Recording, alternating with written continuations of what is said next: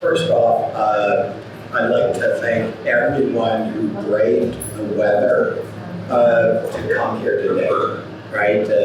This is the first live event that the Toronto Workforce Innovation Group has held in, well, I would have to look at Mojave. Do you remember the last time we held a live event? So basically before living memory.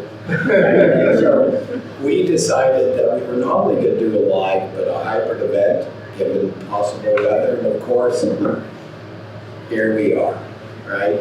So, we're going to try and stay on time because we want to get out in front of any additional snow. But again, on behalf of the Toronto Workforce Innovation Group, thank you so much for coming today. All right. As a Toronto-based organization, Toronto Workforce Innovation Group acknowledges that the land we are meeting on is the traditional territory of many nations, including the Mississaugas of the Credit, the Anishinaabe, the Chippewa, our Densani, I'm terrible with that one, even though I practiced earlier, and the Wendat people. It is now home to many diverse First Nations, including the Inuit and Métis people. We also acknowledge that Toronto is covered by Treaty 13 with the Mississaugas of the Credit. We are all basically treaty people. Many of us came here as settlers, immigrants, and newcomers in this generation or in generation past. We'd like to acknowledge and honor those who came here involuntarily, particularly those who are descended from those who were brought here through enslavement. Thank you. A couple of housekeeping issues. There may be people filtering in. Mojave will try and get them to be relatively quiet when they come in because we got some texts and things. I'm running late. So the washrooms are down that hallway towards the end. There will be a light lunch served at 1 p.m. Next, during the presentation, if you can hold off questions until the end, we will have time for a Q&A, not only for the people who are here live, but we will be fielding questions through the chat on Zoom as well. This project has been something that Kevin primarily has been working on, and I've had the opportunity to provide insight over time. But none of this would have been possible without the support, insights, and advice from the Design Industry Advisory Council here in Toronto. And representing DIAC today is Lori Belzak. Business Growth Services within Economic Development and Culture at the City of Toronto. I'm so pleased to be here today to welcome you all on behalf of the Design Industry Advisory Committee. A number of our committee members are here with us today, Caitlin and Anna, and a number are joining us online. DIAC was created by the City of Toronto in 2001. It's made up of the representatives of the various design disciplines, so architecture, landscape architecture, graphic, industrial, interior, fashion, and urban design, so professional planners. DIAC was very pleased to act as subject matter experts on this important study. In 2004, DIAC published Designing the Economy, a profile of Ontario's design workforce, which revealed the size and the importance of Toronto's design workforce. So we were very interested in the results of this study in design.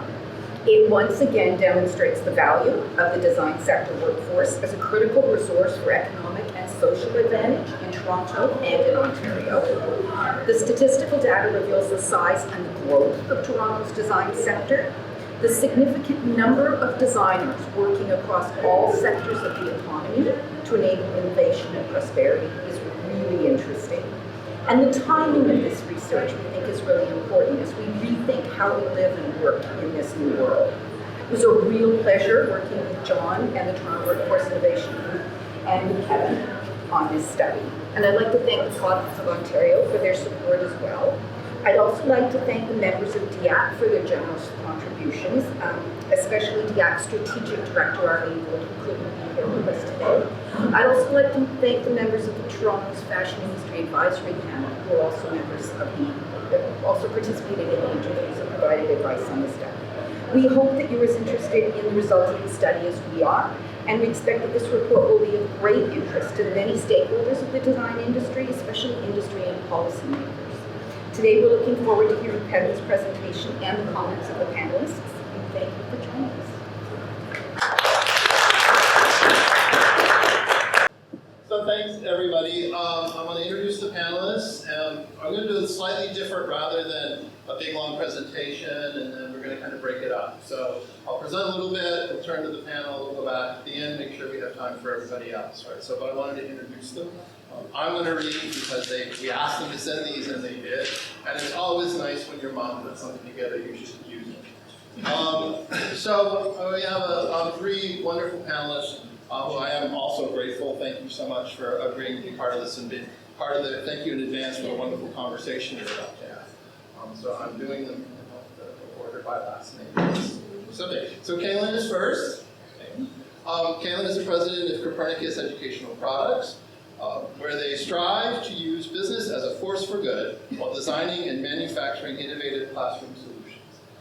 Her current passion centers around how design can be part of the solution for our climate crisis. She believes that it is our responsibility to design more sustainable products and futures while reducing our ecological footprint. Kaylin is also on the ACEDA, which is the Industrial Design, for those of you who don't know, and the DIAC boards, and teaches part-time at Humber in the Industrial Design. Stephanie is next. Stephanie is passionate about people and believes that investing in relationships is the key to the success of a project. As a licensed architect in Canada and the UK, she brings a diverse skill set to her work and a wealth of experience on complex projects in the residential and mixed-use sectors. Her strength in project management contributes to an efficient workflow throughout all project phases. She applies a collaborative and holistic approach in problem solving while keeping the big picture in mind. At BDP Quadrangle, whose new offices, by the way, are just down the street in the well and are really cool. But she is a principal and residential sector lead. Her current projects include 8 to 30 Widmer Street, 48 and 49-story towers that combine a hotel with residential use with a podium that responds to the heritage-sensitive context at grade.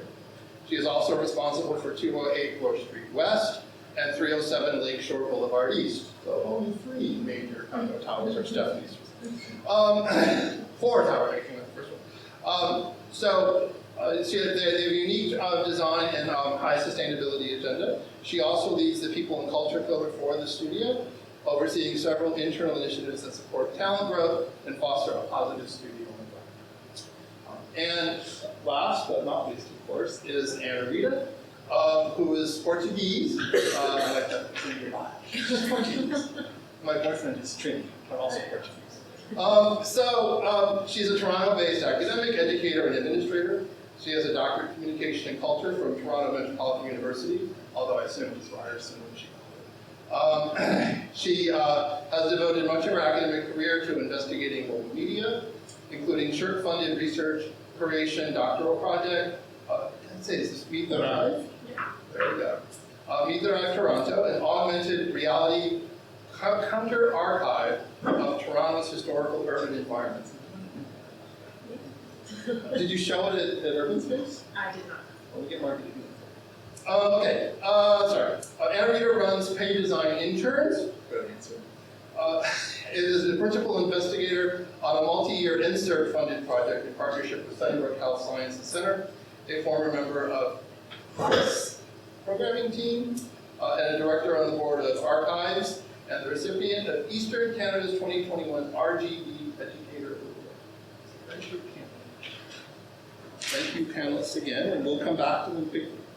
All right, so this program, what we're doing, or what I'm going to do, that's why I get my time, so I keep us on time. Okay. So just a quick overview of the project, what we were doing, and Laurie talked about a little bit, and John as well. So TWIG, the Toronto Workforce Innovation Group, is partially funded by the province. We have a responsibility to look at workforce and workforce issues for the city. We also get other funding for other projects depending on what we're doing. But one of the things that TWIG has to do is an annual just kind of industry study. So the province says, there's like, please do and so a year and a half ago or so, we were talking about it, and I said, well, we should really do design. I said, and I worked with DIAC for many years, not all of the years that they've been in existence, but Arlene, who unfortunately is not here today, but has led the DIAC board for a long time, and many of you know work with DIAC. And I was talking to Arlene, and she said, yeah, she's like, Merrick Gertler and Tara Vendray, who's now professor at Waterloo, they did a study for us, but it's been a lot of years ago, and we really would like to update it, so okay, well, let's do this, right? And so in 2004, there were about 26,500 designers. That was their number. It was a pretty good number for the size. We'll see kind of where it is now, right? And both DIAC and the city was like, hey, well, how can we work with you on this? And part of it is I've always said, I said the work that I've done with Richard Ford on the creative class stuff and other things as well, is that you need both good numbers and good stories. You really want to be able to tell a story and be able to kind of get people you want numbers, but you also want to be able to get stories. And so it was one of those of being able to get to the StatsCan data, knowing it was there. We got access to Burning Glass, which has job posting data, and so we're able to do a lot of interesting stuff with that. So it's some good stuff data, but then we also wanted to really talk to people who were working in the industry. So there were 13 different interviews that I did for about, each one's an hour or a little bit more than that. For which we got, I counted yesterday, I didn't count them all, but I looked it up, but we have 691 pages of transcripts from those interviews, right? So we had really interesting conversations with people, different parts of the design community and different disciplines and stuff in Toronto, and pulling all that together. And so that's really what created this report. So the kind of key things, at least the report itself is there and available, and I think well worth reading because I wrote it, so that's not too bad, but at least even the executive summary. But a couple of key things I think are worth pointing out. One of the first ones was just, as Lori said, even from the original thing that Merrick and Tara had done, is how big this is. People don't really recognize how large the design sector is. And so I said, well, what is it? Right? What do we mean when we say the design sector? And the key part of this was, typically people count things kind of just by industry, right? Well, look at the companies, or what the companies were. But with design especially, it doesn't really hold a lot of water. There's an awful lot of other things. People who do design work in all kinds of other companies, right? And so you really also needed to think about the applications. Additionally, though, we didn't want to kind of overinflate and say, oh, well, let's include all of the tech people, all of the software people, all of the engineers, right? There's a lot of that. They get a lot of attention already. So we intentionally excluded. We said, no, we really just want to focus on the major design discipline and the work that's going on, right? And so what we found because at the time, last year we were working on this, the census data hadn't been out. There were now 61,000 people, right, working in design.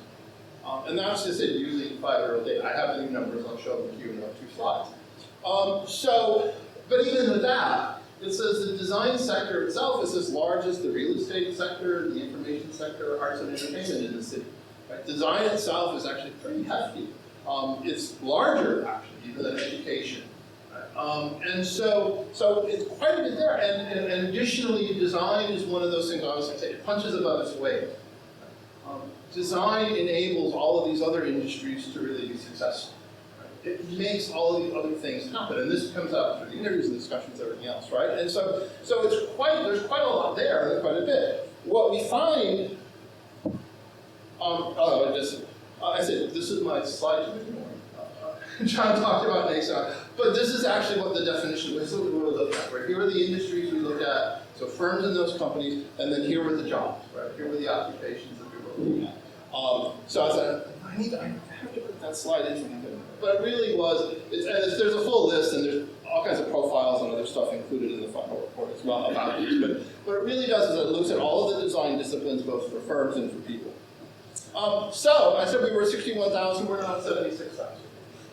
Thank you, Census, for releasing in November the 2021 data.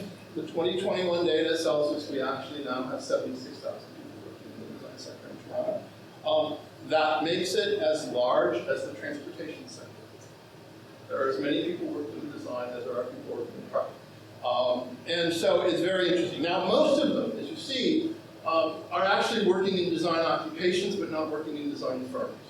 The number of people working in firms that are considered design firms, right? The architecture, interior design, those kinds of firms, is fairly small. The reason is because you've got lots of people working in all these other places, right? Including finance, including manufacturing, including all this other stuff, right? And so you've got lots of people doing design work and doing it in other places. And so that really accounts for where most of the people are. So, it leads us to our first question, which is about why isn't it that design doesn't seem to be recognized, right? I say these numbers and I say, look, it's as big as the transportation sector. And people are like, no, really? You're kidding, right? This can't be true. So that was, and so I said, we started with, as to why, and then everybody else add in. Sure. I think it's a good question, and I actually, the backstage story for everyone else is that when I read the question, I wrote back to me and said, what does this mean? What are we really asking here? And for me, because I have the privilege of working in education, a lot of the work that we're doing right now is preparing young designers for jobs that don't exist yet. Part of what that means and what that looks like is working within a field that's super agile, that means very different things to lots of different folks. So when you talk about being a designer, beyond the sort of traditional disciplines of design, whether it's interior architecture, graphic, etc., you also have this idea to probe how those things are changing. It's very difficult to create a base and a home space when everything feels pretty fragmented.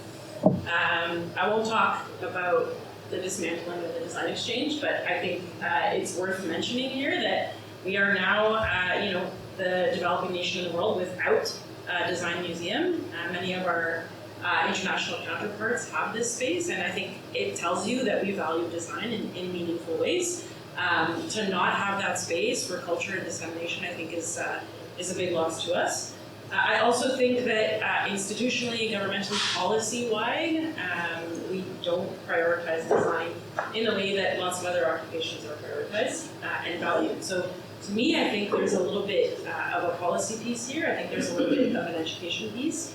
I think people are often not on the same page about the value of design and what it brings to the table. So for me, that's something that we think about a lot in our day-to-day life. That recognition piece, and then also how you talk about the value of design. So one thing that sort of has become this online joke with my faculty and I is, if you call a plumber because you have a plumbing issue in your home, you don't tell the plumber how to fix whatever plumbing issues you're faced with, but everyone wants to tell the designer how to fix the sink or how to do the thing, right? So again, I think talking about value and how we see the worth of design in the design sector. So for me, those are just some things that are really top of mind. Cool, thank you. For me, actually, I'm going to the other side of the spectrum. Perfect. I'm not talking about preparing designers for professions that don't exist yet. Well, I'm going to talk about architecture, a profession that has existed for a really long time. And having worked in Europe for 7 years prior to coming to Canada, I have to say that the construction industry and the attitude toward design in Canada in general is very conservative, almost scared to try on new things. While in Europe they embrace new things, almost want to be the first one to use a new material or to try a new technology. While here, the first comment I got from my client for one of the first project I did in Canada is, why are you proposing a material that have not been used for the last 20 years? That's all I want. It's safe, let's stay safe, let's not try anything new, and stay that way. And I think that's why there's it's a little bit slower in terms of kind of the way design kind of being evolved in Toronto. But I think in the last 10 years that I've been working here, I see a change. change in the attitude and the mindset in terms of accepting new technology. Because I think there's more exposure to European design and design from around the world. And you can see it, and the new generation wants that innovation. It's almost like architecture that's not Instagrammable. It's not exciting enough. So I think you'll see a change, and I think Canada will catch up in terms of innovation in design, and I think the importance of design in Toronto will get there.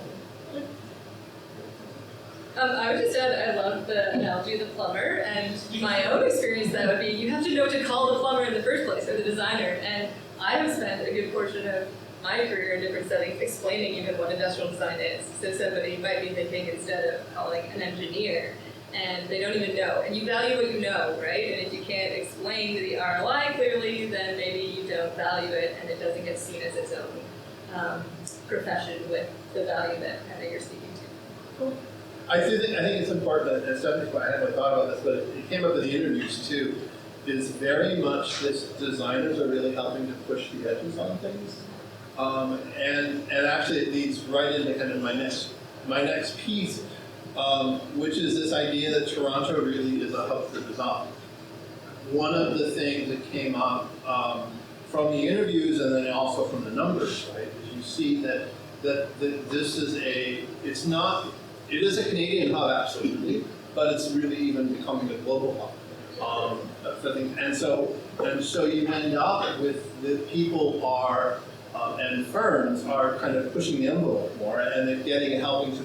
It's consumers and clients and people, but much more interested in sustainability, or much more interested in reusable materials or other things. I mean, this space, right?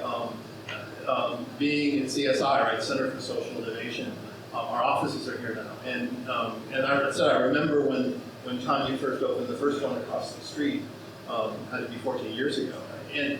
And the whole idea of this space and the way that it works, and even the furniture, right? If the furniture didn't come from a laneway somewhere, it can't be used here, right? I mean, the reuse is so important for that. And so I think you do see design playing a really big role in helping to make that. So helping to better understand the importance and the way that plays is important. And so as I said, so what we see with Toronto is that Toronto is a hub for this stuff. What's interesting is, right, it's one of the things that came out of this, and one of the additional questions that really the DIAC board had, and that many people in the design community had, was around acquisitions. So many of the kind of really well-known firms in Toronto have been acquired, and the BDP quadrangle is a perfect example of this, which is why I wanted, I know Les Klein is one of the also principals there, talking about this, and others as well. And with other people, I didn't interview anybody at BDP actually so this was fun. Kaylin was one of my interviews, so it was wonderful. But it was really interesting because they're like, no, it's not. Toronto becomes this global hub. It's like people acquire the local firm, the Toronto firm, but then they're like, oh wait, they're not just acquiring talent. They're not just trying. They're not, so a lot of tech acquisition happens because people want the talent. But they actually want the experience and the knowledge, and that the Toronto office becomes this much more important kind of critical piece. And so Toronto's design sector becomes a global design sector partially through some of these acquisitions. And so I know Stephanie will talk a little bit more about that. She's not here. But that means that, right, the Toronto offices themselves become global. And then the other thing that's really important, this goes back to some of the clients pushing, the amount of money that the province and the federal government is spending on infrastructure in this city is tremendous. And the amount of money being spent on infrastructure includes a lot of money that is being spent on design finishing.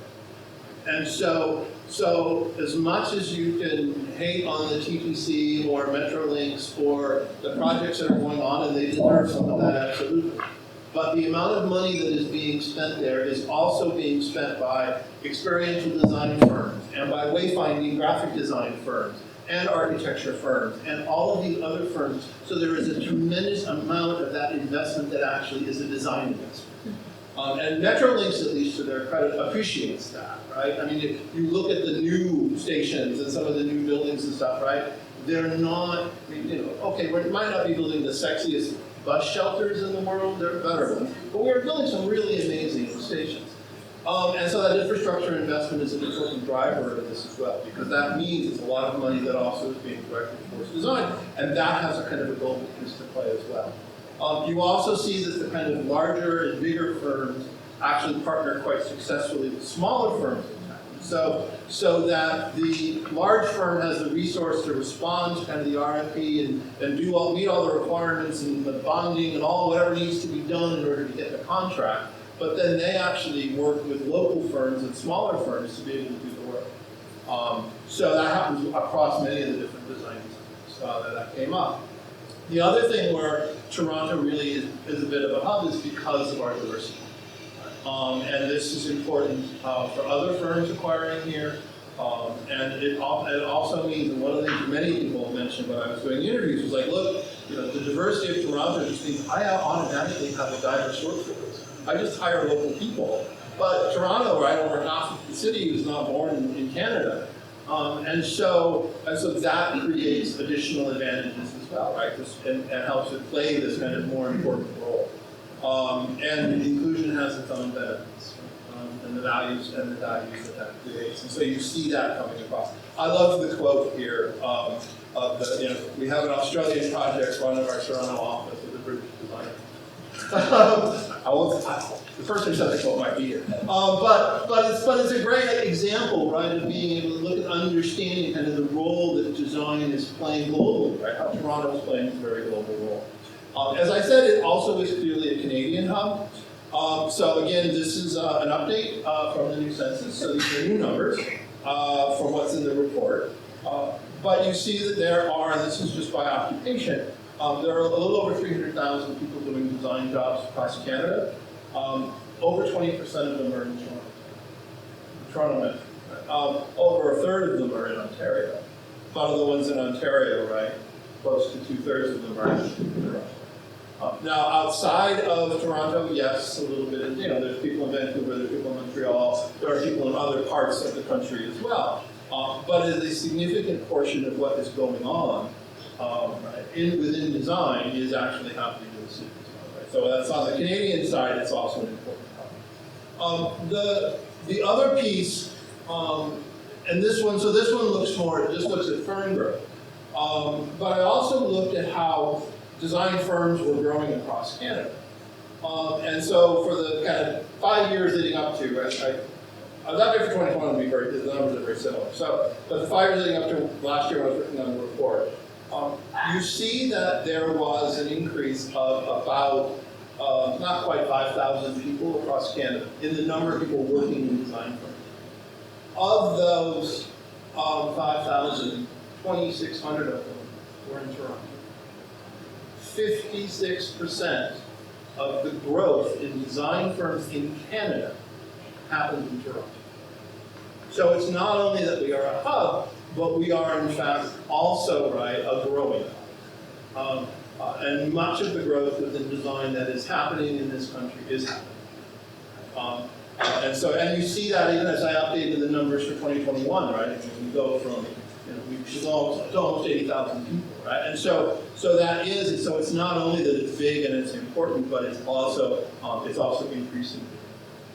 So, and so I think it makes for an interesting kind of, as I said, this sense of trying to understand not only how big it is, but the kind of how important it is and the role that design is playing across the region. So, but that is a hub, right? So then how does, right, Toronto really, how does design in Toronto synergize? I like that word. It's a good one, but it's careful. But how does it really to work with design around the world? And what role does it play? And I said, I wanted to get someone here from BVP because it's such a good story, I think, actually. But how does it work and what works and what else do we do?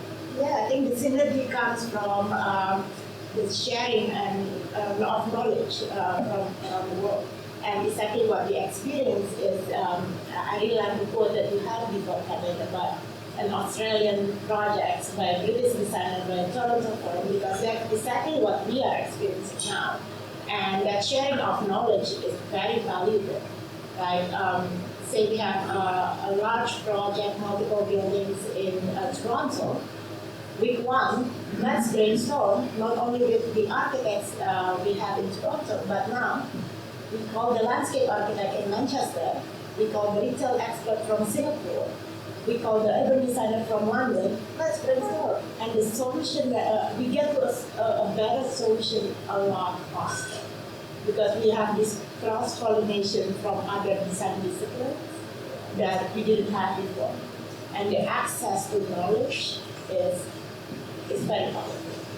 And it's also different point of view from different culture and different way of doing things around the world. There's a lot to learn from each other, and I think everywhere globally we are facing the same issues in architecture. For example, the issue of affordability, sustainability, accessibility, the issues are the same. So if we are able to find more synergy and have this cross-pollination and knowledge sharing among the design disciplines around the world, I think we can come to the solution much faster. Could you, just before we move on, but could you talk a little bit about how the kind of the merger happened and what the result of that has been? Yes, I mean, as a company, we've been around for 35 years. So we are well known in Toronto, we do good solid design, but we always feel that there's a part of us that's missing. We always want to be part of the bigger organization, right, of what's happening around the world. We're always very much focused in the local market, focused in Toronto. So we made a conscious decision to join an international company. Again, to open up doors, not only to knowledge, but also to expand. Now we are able to do projects across the country, around the world, and that was a conscious decision that we made. So far, it is still a transition about how we can work together. If you pull out designers from all the different studios, we have 19 studios in 10 different countries. We have about 1,300 people around the world. 250 of them are in Toronto. So how do you kind of collaborate with this amount of people, this amount of expertise?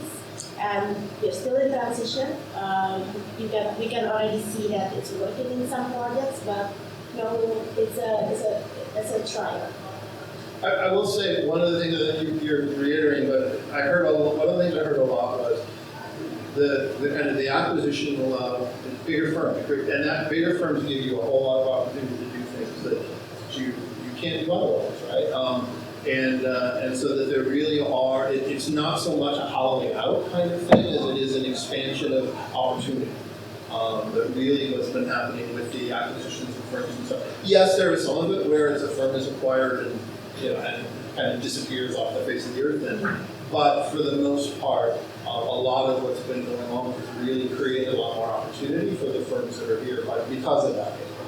Absolutely. I mean, we are not only now doing residential and mixed-use projects that we are traditionally known for. We are now doing education and healthcare projects and sports projects. So it's all right. How else can Toronto design in Toronto supervise design? I would agree just with the knowledge sharing. I mean, most of our business is actually in countries outside of Canada where we sell our products to, and the connections that we make with people in other regions just expands our knowledge. So what you were talking about just learning from others, that's been a big boon to what we are doing.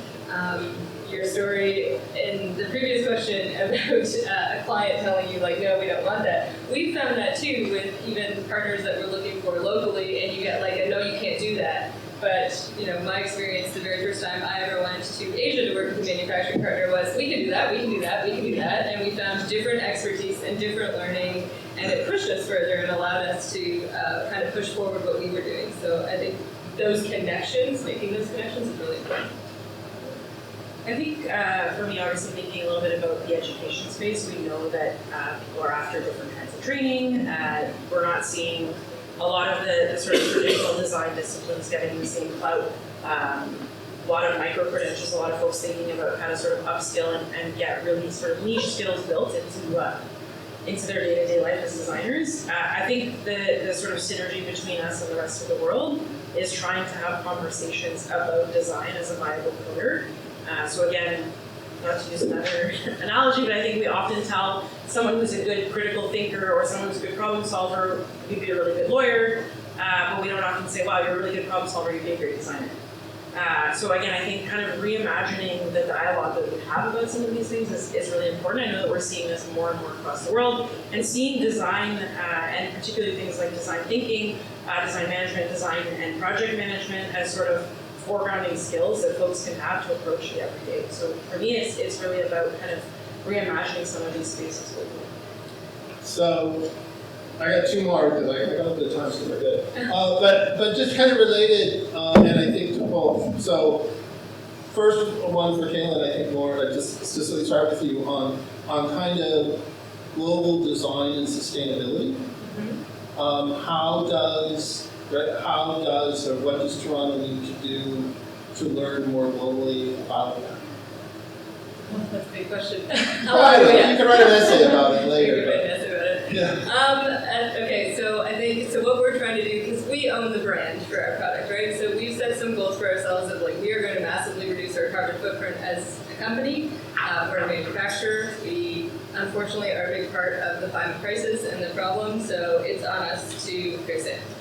It has felt a little bit alone at times in going down that path because we're having a hard time finding other businesses to go look to, trying to make connections, but we can't find anybody else who's exactly doing what we're doing. So I'd love to see some more hubs with chapters around that discussion happening, just for sharing of information that, none of us have the solution right now, but I learned this and maybe you can apply it, and what have you learned recently that I can apply to my work? And we've questioned some decisions that we've made, or we're learning new things, and the space is changing, and so the way we measure greenhouse gas emissions 2 years ago, and now we're looking at it being like, was this accurate? Should we be changing it? And we're looking for experts to help us evaluate things like we use bamboo.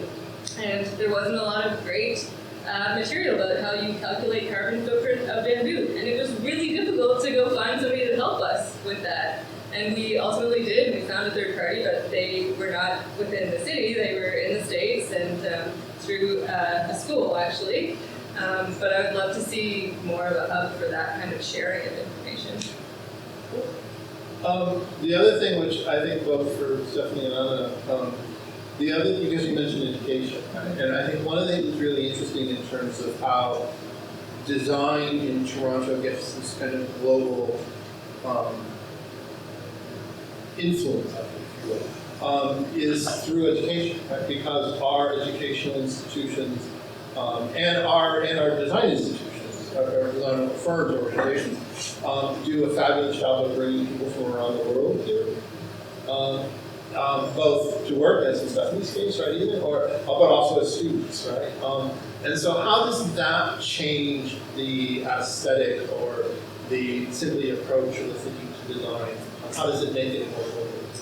Yeah, I think on two fronts, right? So the first one, something that tends to happen in education is students will come here internationally, they will spend some time studying in a respective program, go out, get some experience, and then oftentimes come back for mentorship or teaching or whatever the case may be.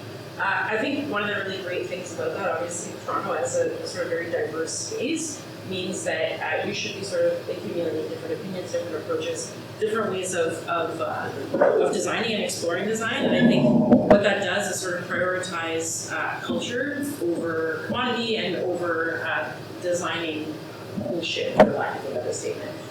So I think when you have sort of different values, different approaches, and different things that students have experienced or want to sort of explore, it's great. We're seeing a huge boom in design for social good. I think a lot of folks are coming from lots of different places in the world where there are issues that we don't have here, or we don't have in such a prevalent way. And I think wanting to take some of those solutions and go back home and be part of that change is a really great thing.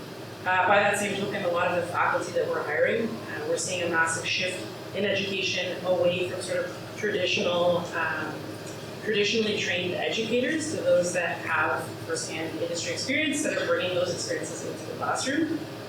So yeah, that's sort of the And the same, I guess, in the workplace, you know, we are a highly diverse studio, and we see that as an advantage.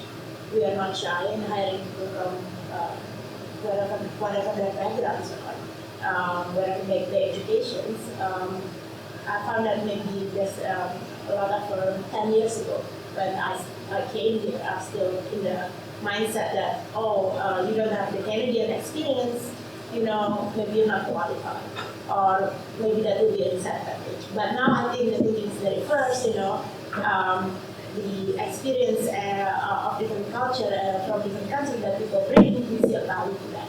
And actually it's enriched the design. And all the other technical stuff and the building code and all the Canadian specific can do it. And that's what I think now is the change that I see is happening. Yeah, I talked about some of this about inclusion. There's a whole section that really talks about inclusion and innovation, and how, and especially in Toronto, and how that. I mean, what came across. I remember some earlier work that I had done with Arlene and Dia for Industry Canada. We actually interviewed leaders of design companies in Canada, and we did kind of these in-depth interviews. And one of them was with the guys from Renoms, right? And it was really interesting to have this kind of conversation with them about, like, we intentionally hire from around the world, and we love being in Toronto because it gives us this, right? It's like you're automatically global just by being here. And it creates these additional opportunities, and people look at problems differently, and they think about things differently, and it's a real strength, right? And really, I mean, you know, diversity, our strength, is the city's motto. But it's amazing how that really does play out, especially, I think, in design, how important it is. So I think it's an interesting. Cool, thank you. I'm back on time. Okay, my last thing was just to talk a little bit about jobs, right? We talked about kind of some of the overall numbers. We talked about the city, you know, what's going on with the jobs. And so this is the total number of jobs. This is the for Bernie Cost. This is the total number of jobs posted between from 2013 through 2021 to 2021 that have the word design or architect. So it's just simple text. It's not, and there's lots of things where there's software jobs in here because there's software designers and stuff. But you know, it's a pretty good sense of, and again, we've talked about the growth, and I said, and going back to, you know, the original numbers from 2004, and then where we were in 2016, and kind of where we are now. And you see that there's been a tremendous amount of growth, right, in those jobs. The interesting thing, and this ties back to why I've always thought it was important to talk about the design sector, looking at occupation and industry, is actually looking at where these jobs are, right? So, not surprisingly, and these are Toronto, right? This is Toronto, they're actually City of Toronto. So not surprisingly, over a third of them were in finance. So, yeah, that's, well, a lot of the jobs here, right, are banking and those places, but that's who's hiring, right? That's people are hiring in them. The professional services stuff, that would include design firms, architecture firms and others, right? But other professional services and consulting and stuff as well. But then also you've got about 1 in 7 in information, 1 in 10 in manufacturing, and 1 in 10 in retail. So people are, right, the jobs themselves are across the board. And again, going back to this, well, okay, what are the jobs and where are people working and what are they doing? So, and so it's interesting to be able to kind of look at that.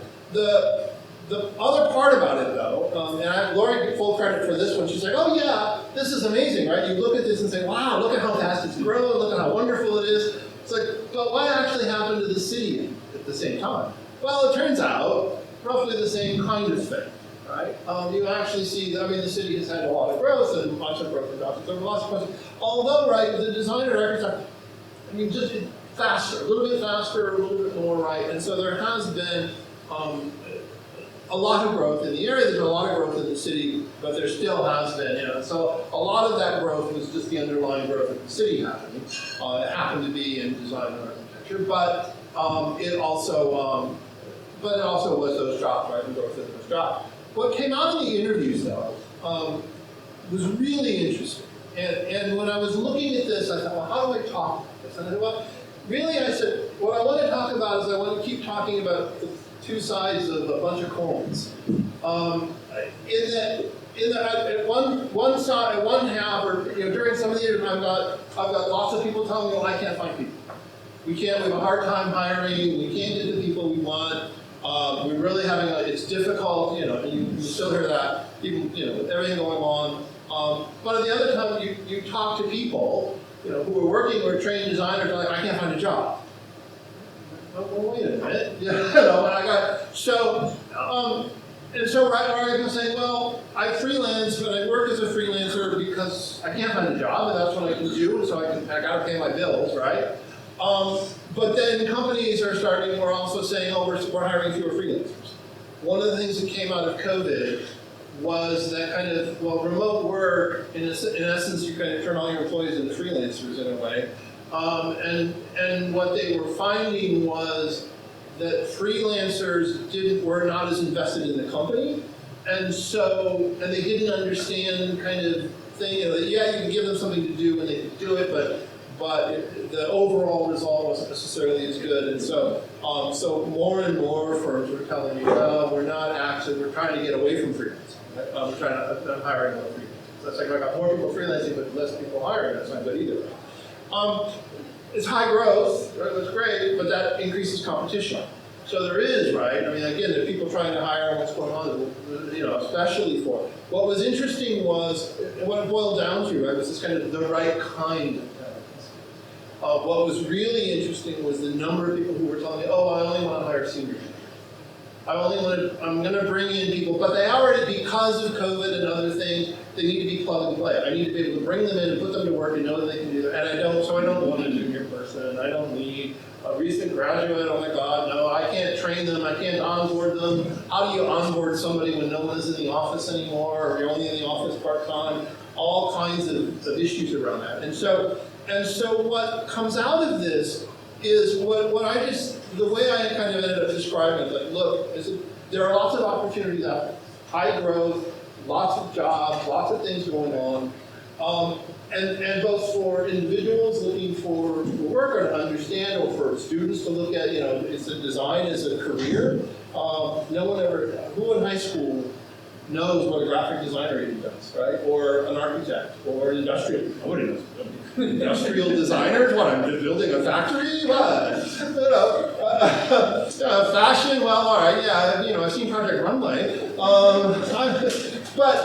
But so understanding, so there are opportunities there, right? But you need to really understand them, right? You need to really, you and your skills, and as Hannah's mentioned, some of the additional, like management and those kinds of things, right? I also teach in the design management program at Toronto Met, right? Which is helping kind of new career designers learn how to be better managers, right? But people who are just starting off, so there's lots of things there. There's lots of opportunities for firms, right? Or within industry. There are things that are out there, and obviously for education as well, right? There's lots of things, but it requires kind of more and better understanding of what's really going on. It's not just that it's open book, everything is, kind of everything is great and wonderful and successful. There's a lot of growth, there's a lot of really great things happening, and there are some real challenges. And so it's about kind of understanding that. I think it's important for seeing how this goes forward and what happens. And so the kind of question that initially, and especially because Kevin and I know has wonderful answers for this, because we are later here and we talked about some of these things. But it really is, but I think it's good for everyone, is to talk about, well, how do you find new design talent, whether as an educator or for your firm, or what do you do to grow your own? And so, All right. Well, I think I was one of those people in my interview that lamented about how hard it is to find people. We talked, I think, quite a bit about that actually, but I really enjoyed that conversation, and quite sheepishly, Kevin opened my eyes to a few things that I should have maybe seen, because we were talking about hiring more junior people.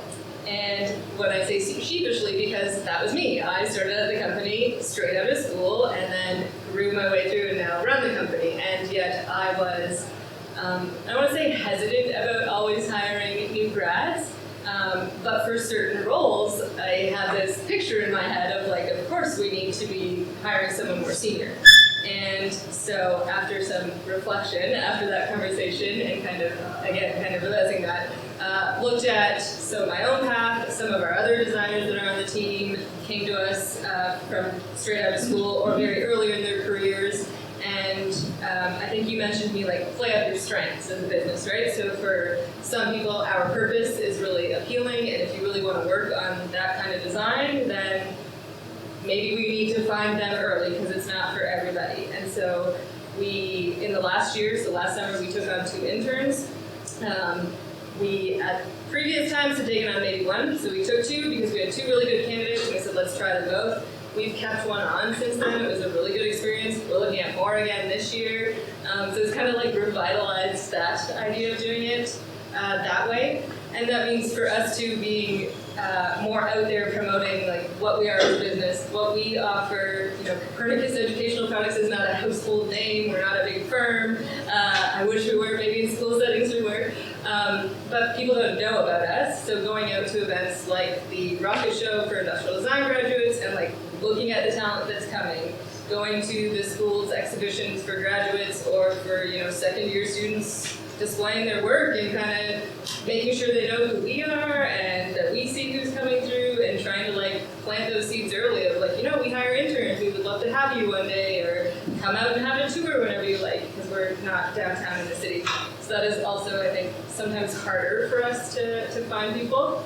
But as Kevin kind of pointed out to me, play up those strengths, and not everybody wants to be right downtown, and maybe you have other benefits to offer, like a lower cost of living and home ownership and other things like that. And so we've kind of rethought that a little bit, and even to the point of, I've had on my list this desire for what we've called a more senior role, leading our strategy and research, and have not found anybody. We posted it multiple times over the years, and now it's kind of at the point in my head of well, maybe we need to find a junior who's really eager, who's really engaged, and they'll grow into that role, or maybe they're ready for it right away. Again, I was given that opportunity, so why wouldn't I try to turn that around and give it to someone else? So I think that's kind of how we're reapproaching and going to look at hiring moving forward, and that applies to not just our design roles as well, but I think in other roles as well.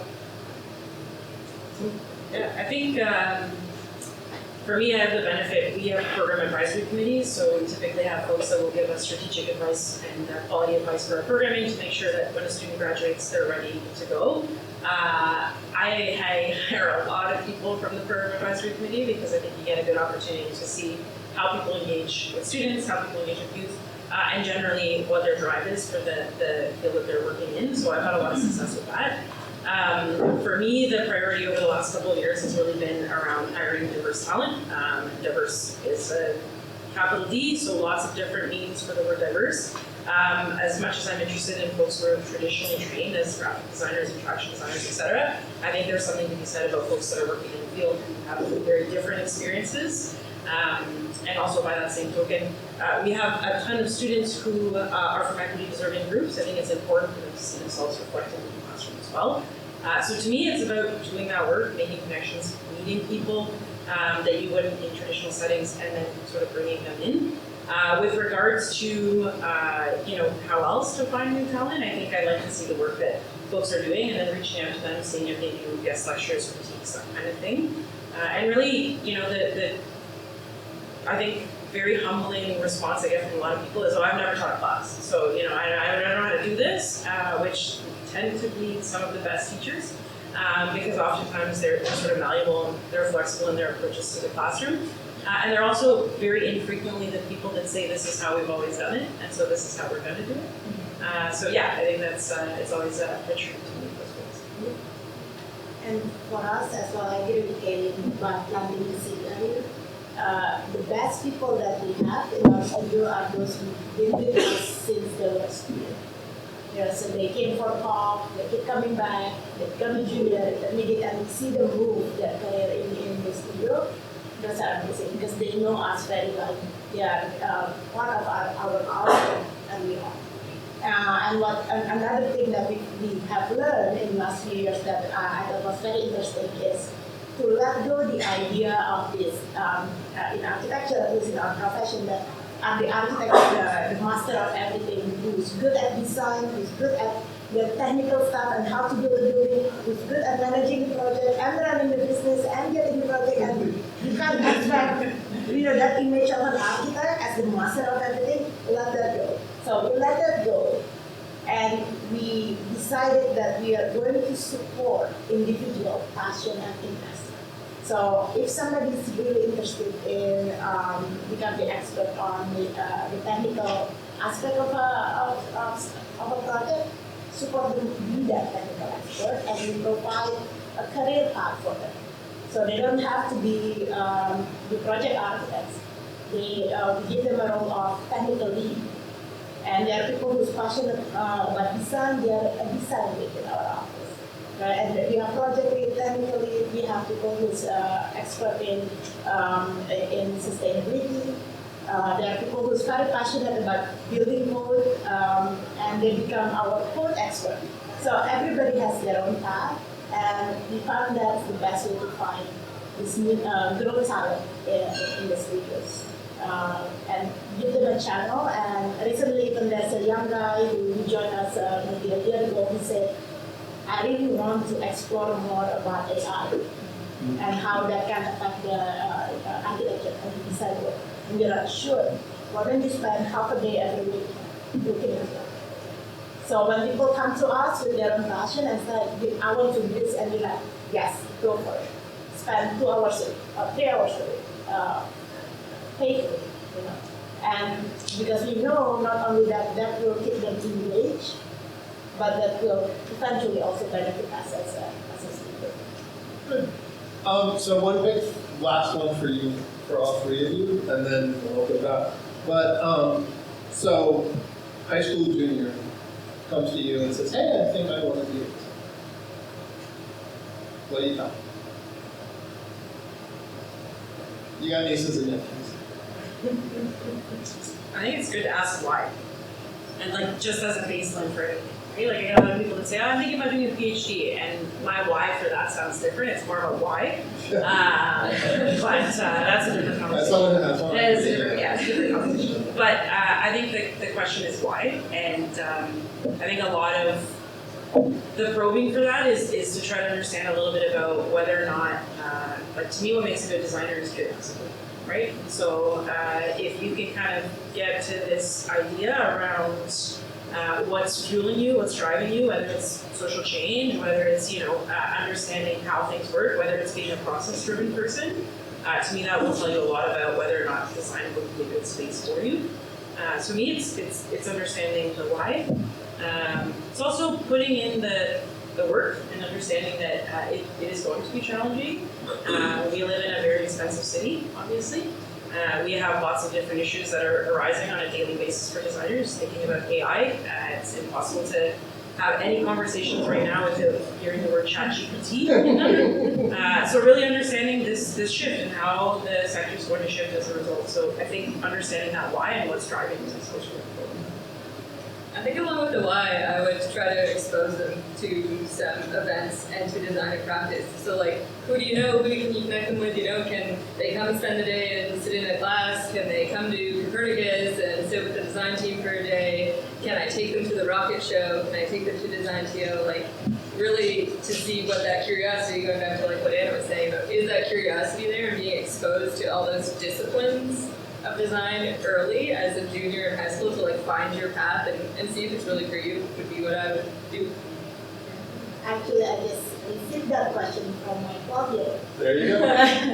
Who's in an art school. He's interested in design, but very good at science. So he asked me when he should be an architect. And I said, let's talk about it. I think explaining what it meant, what it involved. To understand that when you say about design, it's not just the fun and the, if you want to survive, it is an occupation, but it meant to say, to run a business as an architect. So I think that's kind of understanding, that we will of course explain to them eventually, and will help kind of make that decision when the time comes. Okay. How are you accommodating for the rise in less traditional design disciplines within your databases? Like, I'm curious why you didn't include technical designers who work in more of a technical field. Or there's a lot of designers on social media who, a lot of traditional designers wouldn't consider designers, but are arguably doing more for the design and design industry than some of my professors in design school are doing. So is that accommodated in your research at all? Yeah, some of it is. Yeah.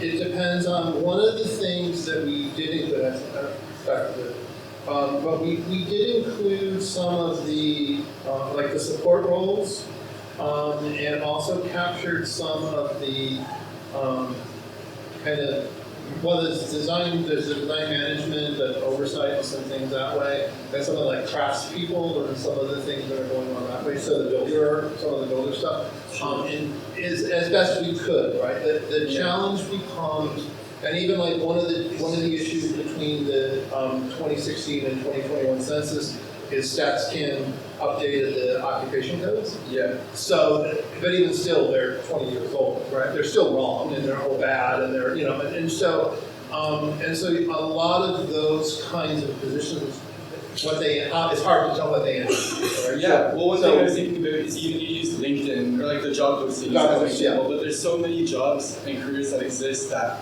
do not exist within this traditional norm of careers, so. Yeah. Well, for the job postings, right, we just look for the word designer, architect.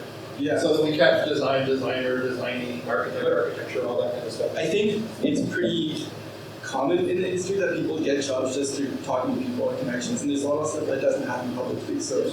And there's obviously a lot you can't see what's going on, so I guess I'm curious, like, how that awareness of what you can't see comes into play and how that affects potential solutions and maybe getting funding from government for different programming. I mean, it's, if you can't, part of why we did the interviews was to be able to try to get at additional information and getting other viewpoints, so that we're trying to catch stuff that wasn't in the data. But if it's not reported, it's not in the data, or then it's not there. I don't know if anybody else has some ideas or. Well, you're right, and that's part of the challenge is that transitions and things are changing. And how do you look for some of that stuff? For sure. Maybe some of these kind of new design profession is not quite yet recognized as an occupational profession, but eventually will be. Yeah. Like in our studio, we create what we call roles. Yeah. Not quite like a job title, but roles.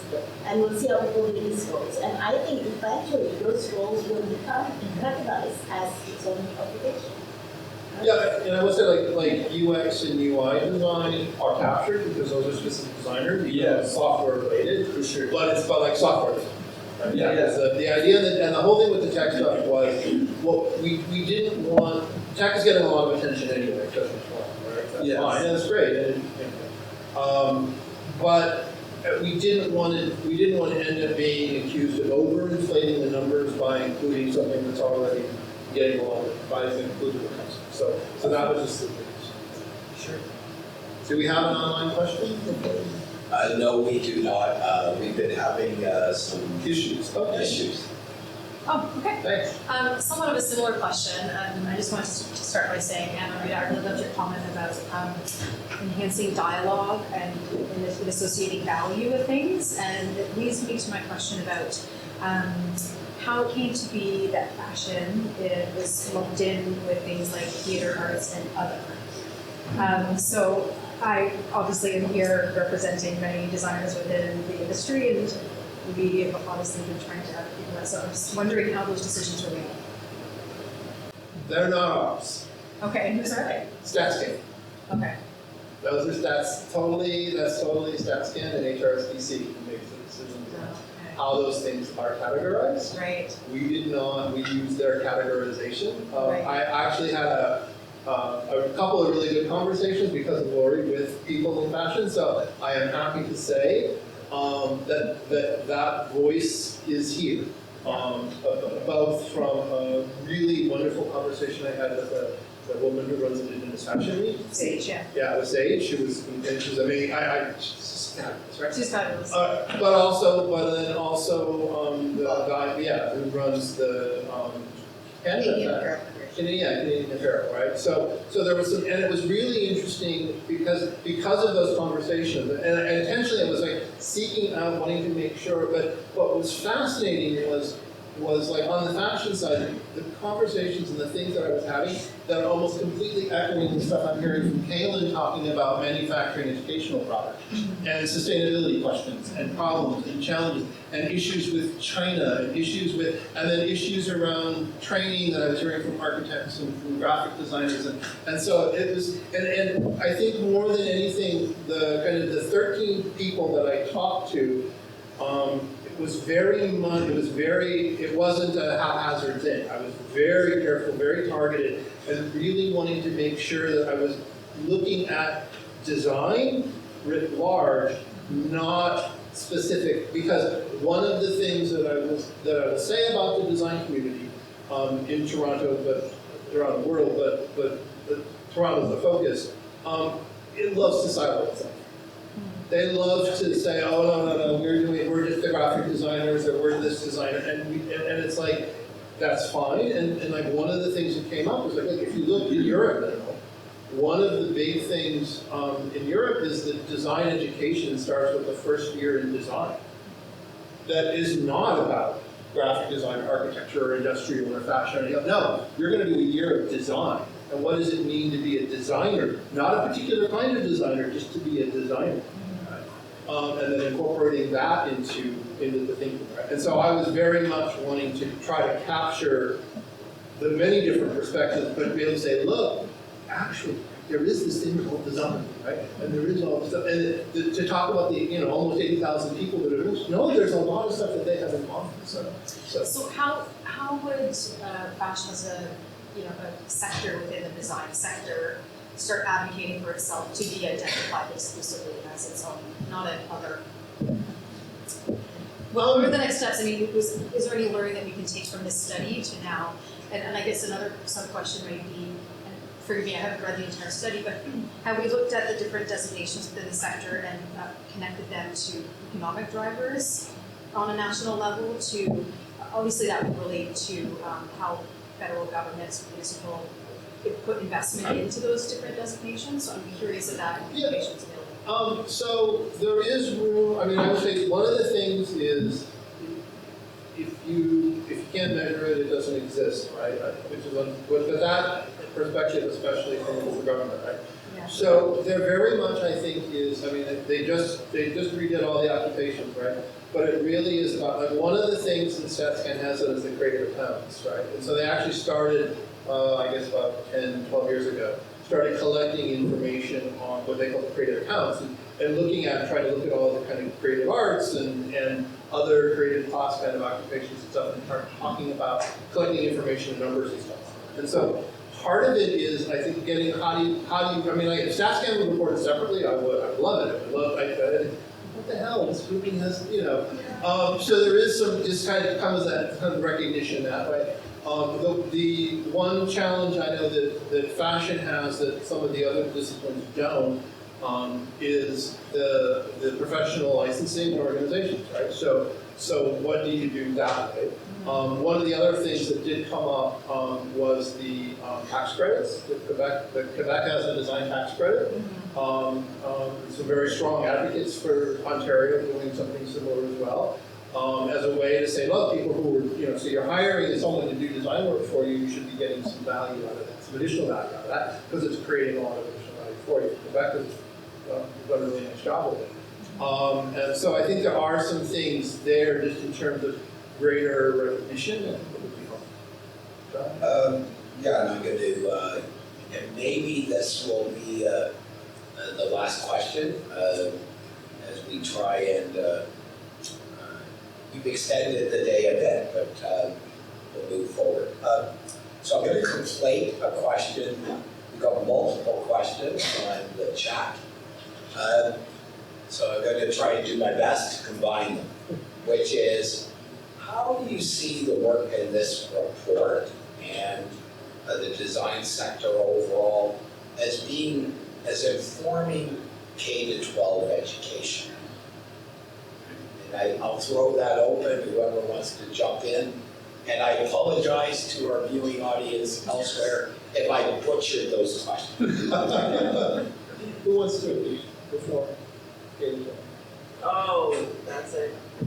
Yeah. I think, again, we're seeing more of design language hitting the forefront of education, which is lovely. We're looking at a lot of sort of joint programming with the TDSB that we can run to try to get into schools earlier than, grade 12 when you're trying to figure out at 17 or however old you are what you want to do with the rest of your life. I do think design, full stop, is a really good launch pad for lots of different careers. I think a lot of people would advocate for that. But I think there has to be more collaboration. So I think right now we see the education system in Ontario certainly as siloed. So you have primary schools, you have high schools, and then you have post-secondary, and everyone is like, this is my job, that's your job, let's not intersect. I think there's a huge problem with that. In order to prepare someone for a career in design and understanding, what kind of strategic thinking and what kind of curiosities are good to have as a designer, you really got to get into that space sooner and allow people that flexibility to explore what that looks like, right? So we're hearing a ton of folks focused on service design right now.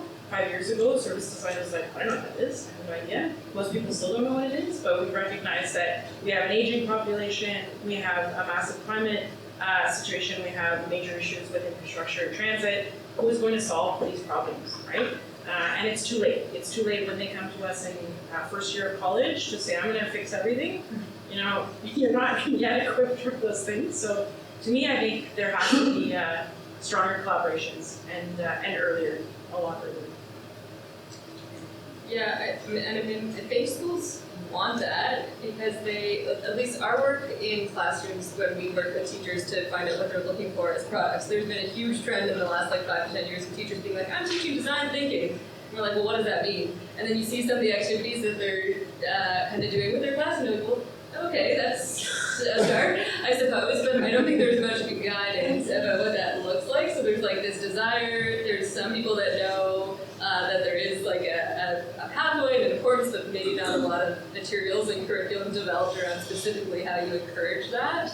And I've heard from high school students as well, I didn't even know about that as a job, or I didn't even know that existed, and I didn't know it existed until my last year of high school, and only because of one really good teacher who pointed me in that direction. So how do you expose kids that are interested in design but don't know what it's maybe all inclusive of and give them those pathways? I think it does come down to collaboration from hopefully somebody taking this report and saying there's a lot of career paths and benefits to it, and how do we work that into earlier education in a formal manner? Yeah, I think my knowledge of the K-12 education is through my kids. I have a 6-year-old and a 12-year-old, and I think more exposure to different choices of different professions in design would be great. My 6-year-old in the class only know about firefighter and police, doctor, and teacher. So almost there's 4 professions in the world, and architects because he knows us.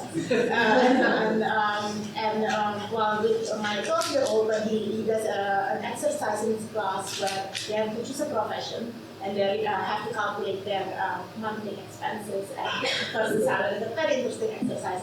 But at age 12, yes, there's only a couple of choices, right? Because they can give a big range of choices. But the professions that are given are really the more traditional kind of profession. It's not really kind of oh, you can be this, you can be this. You can only choose, does he want to be a teacher? Does he want to be a lawyer? Does he want to be and of course he chose an art teacher, and then he found that, in the end that he cannot afford a 4-bedroom house. But that's the kind of exposure that I think the K-12 needs, just to know that they're there. Good. Sorry, can I add something to that? I don't want to do the point to figure out the parents, but a lot of this is also where your parents push you, right? So part of my day-to-day job is to have a lot of conversations with parents about like, why should I let my kid go to design school? Which actually, I see as a fair question, but I think that there just isn't enough dialogue about, again, you know, what a career in design could be like. So I think there's an education piece that has to happen really early on. I agree with that, because even like students coming into Humber College and they're like in industrial design school, and the stories about like, I had to beg my parents to get to go, or even on our team, like somebody who made the comment about her parents said, you can do a design field, go for it, but you must go to Carleton because it's a university. Oh, yeah. Well, I have a bachelor's degree as well from Humber, so like, what's the difference here? But in her parents' mind, it was like you had to do this, right? And again, the value that they associate maybe with the path you're choosing. I guess two things. One that I would add, because urban design is included in this, and there actually now the OPPI, which is the planners, is part of the act as well. And I actually work with the Urban Land Institute. So there is actually something called the Urban Design Program, which works with high schools on urban design. And so there are some things I know in some of the other, there are programs and things that are out there to help introduce some of these topics. I think the other thing though, and what I would say, I mean, yeah, we talked already about the kind of college reports, just how big it is and how important for that recognition. But I think the other thing is this idea of design education, independent of specific disciplines. So even though I mentioned the urban design stuff, a lot of what they still do is they're just teaching basic design concepts to students, right? And so I think getting more of that in place helps, just so people better understand, well, you know, it's kind of like design thinking, but really what is everything? Design process, and what does it mean, you know, the kind of divergent, convergent thinking, and the way of understanding and listening to people. And you know, I also work a lot in inclusive design, right? And so they're understanding and thinking about more human-centered and issues around inclusion. So I think there's a lot to thinking about design. Why I chose the title, right, of Think Design, because it was like, it's not about design thinking, right? It's really more than that, about understanding how this is and how it comes into place. I think it's important. Quick one? Yeah. I've got one question building off of this and my earlier question. There's been a lot of talk about inclusivity and like colonialism and having bigger conversations. And over Design Week and IDS, I can't help but feel a lot of these conversations are happening in echo chambers. And that even you guys have been great speakers, but I feel still represent a more traditional area of design. And I'm curious about, in all of your practices, what is being done to, I guess, include people who are more the technical side of design, or more influencers who are the social part of design that I think is not being recognized, and all these people who are career pathways that don't exist yet. And what is currently being done within your organizations to be prepared for that, to consider that? I hire a lot of non-traditional designers, and I hire a lot of people that didn't finish the second year, didn't go. Yeah. Part of the reason for that is I think this is what the workforce is right now, and so I'm glad that people have BAs and master's degrees, and it's great, but that's more of a personal achievement for a lot of folks, and less about what is required of you in order to disseminate knowledge. I do think those opportunities are being provided. I think it's more about the circles you're finding yourself in. So I think that we probably all have obligations to do more in that space and to go out and do more of that outreach. But to your earlier point, you post a job posting, you're looking for a faculty member with XYZ credentials, you're going to get a very specific and focused sort of pool of people that are going to be able to deliver on that job, right? So I think it's kind of about doing more and trying to find yourself in spaces that are not necessarily traditional to the work that you're doing. Yeah, no, I'm curious about, like, I guess, decolonizing the industry, I suppose, and being more open to more of this flexible world that is becoming more prominent. Thank you. Thank you, panelists. Stephanie, that was great. And I also want to thank Design TF. Here, they're here virtually. And also I think as to call it out just in terms of also the role that it's playing in helping to bring greater attention to some of this. Maybe not as much in some areas as in others, I think for sure. That's always something else to work on, I think. But to help focus and bring this and giving the opportunity for this, I think it was great to be able to do this as kind of part of this much bigger thing that was really looking at and talking about some of these bigger issues. So, thank you all very much. Yeah, I'd like to, again, thank our panelists and Kevin. You've all been so gracious with your time today in not the best weather, if I dare say.